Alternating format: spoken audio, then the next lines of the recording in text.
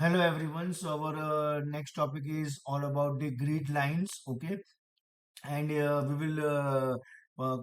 will take the previous example only as it is everything like here font 1, font 2, title, X label, Y label, everything.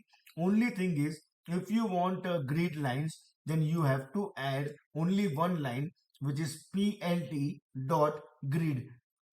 Okay, so Control S and F5. See, we are getting the grid lines on both the axes X as well as what? Y. Okay. Now suppose you want grid lines only for X axis. Okay. Then you can write X is equal to Control S and X. Yeah. X you have to write Control S F5.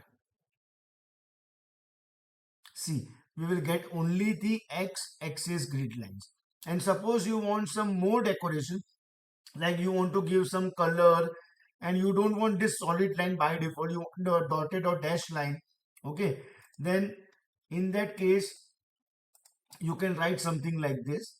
Okay, let me put this line on comment. Okay, plt.grid color will be equal to green, whatever color you want. Line style solid, dash, dotted, whatever you want, and line width whatever you want equal to what? 0.5. So let's check the output of this also.